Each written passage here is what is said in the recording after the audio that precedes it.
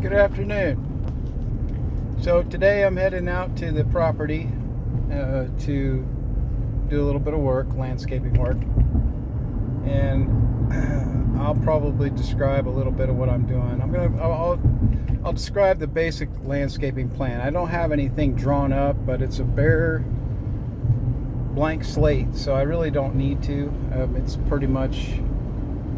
It's easy to figure out in my head what I'm going to do. But I'll talk about that when I get there. On the way to getting there, I wanted to do a brief talk about counselors and psychologists. There's a lot of lay people psychologists these days. You see a lot of videos about narcissism. One of the funny things that I've always thought of when I watch these videos about narcissism, which seems to be a popular topic these days, is that when do you get a narcissist to go in and get diagnosed? I mean, if they're truly a narcissist, at what point do they go in and get professionally diagnosed as a narcissist? That just strikes me funny. That doesn't really fit the profile of a narcissist. But that aside, I mean, it does happen, don't get me wrong. But that aside, I think it's important to take a real close look at psychology and psychologists and counselors and their purpose, and understand the difference between subjective and objective science. I've had a lot of experience with psychologists and sociologists in my medical experience, working in hospice and with violent psychotics and mentally handicapped folks, and also family counselors in those situations. I've also had some experiences with them in my personal life of my own family, extended family, as well as my nuclear family. And some of the people that I've worked with, both professionally and personally, were really good. Some of them that I worked with, they acted like they got their degree out of a Cracker Jack box. The problem with our education system these days is that people spend a lot of money for education. They didn't used to. It didn't used to be like this. But once the government got involved, it became this way. Used to, people didn't pay quite so much money, but they had to work really hard. They had to really earn what they got for a degree. These days, you pay a whole lot of money, and the institutions are really hard pressed to make sure that you graduate, whether you really earned it or not, just by jumping through the hoops they put in front of you. And I'm saying that from somebody who's gone to college and works at a college. I've seen the quality of the students and their maturity level plummet. It's very common these days for college students to have SpongeBob posters up, or Pikachu, or whatever, Pokemon posters up on their walls, and I mean, stuff you'd see for grade school. Didn't used to be like that. Anyway, the problem with that is that our educational institutions are pumping out people who have the pieces of paper and paid for it, but they don't really have good qualifications and ethics. They're not really that skilled or smart or intelligent. And I've had this experience with a couple of therapists twice in my experience, in my personal experience, but more than that, in my extended medical experience with some of my patients.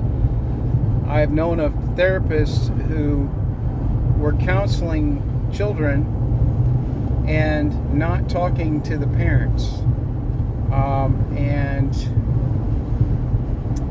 as a result, instead of opening up lines of communication in the family and helping to resolve conflicts and open up dialogue between the different family members and acting as a mediator and as a coach in conflict management and good communication skills, which is their job, to resolve those issues that are being brought to them.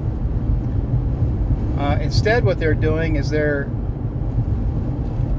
taking whatever they hear initially from the person coming in, and they're running with it.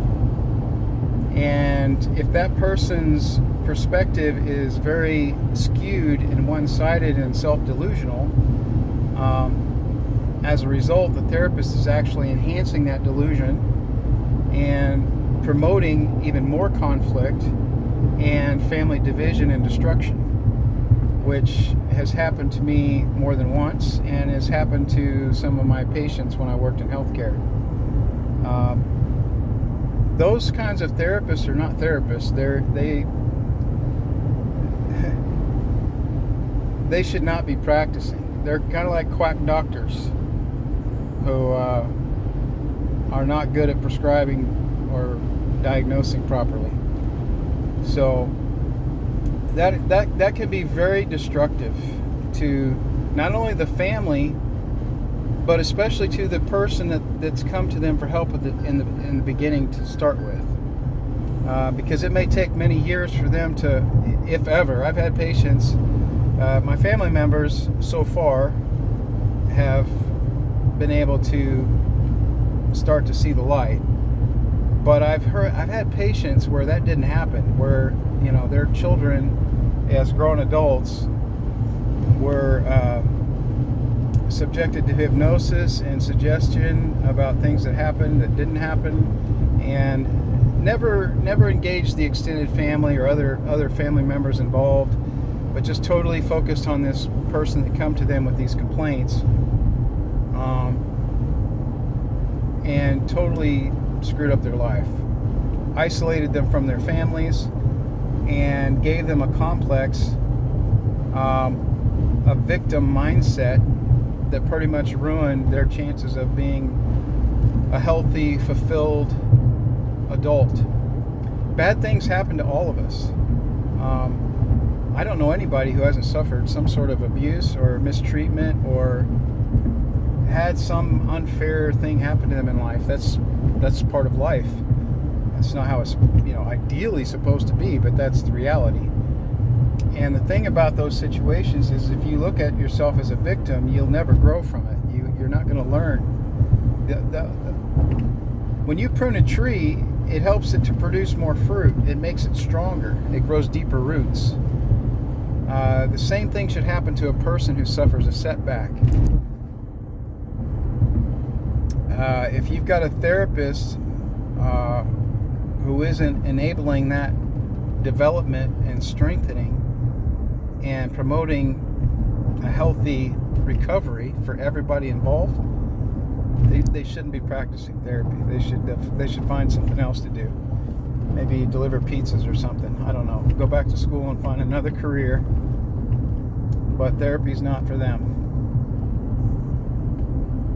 So I recently had such an experience, and that's why I'm having this little conversation. I do highly recommend you be careful about the therapist that you get involved with. Give them a few sessions and feel them out and see what they're doing. See, are they trying to engage? Are they looking to find other perspectives besides your own? Are they willing to open up dialogue or see other people involved in the situation? Are they encouraging you to have those people come in and have conversations with them, and maybe try to see if it can facilitate opening up those lines of communication and learning to compromise or communicate properly in conflict management ways that will reduce and diffuse the situation and promote healing? Or you need to notice if they're not doing that, and they're basically promoting the idea that you have some sort of an issue that you're going to need to continue to get therapy for and keep coming back to them indefinitely. and giving you a complex or some sort of diagnosis that there's something wrong with you or you've been victimized. If they're doing that, you need to get a second or third opinion. Try to find somebody who's actually going to help make things better and not give you a permanent reason to keep coming back or destroy your family. You know what I mean? Should be making you stronger, not weaker. So that's my little soapbox for today on psychotherapy. And I have taken psychology in college. I have read a lot of books. I have a lot of experience. No, I'm not a licensed psychologist, but I definitely know what I'm talking about. So, you don't believe me? Go research it yourself. Go read some. Go take some psychology. See what you find out. Think about it. So, pray for me, a sinner. God bless. Over and out.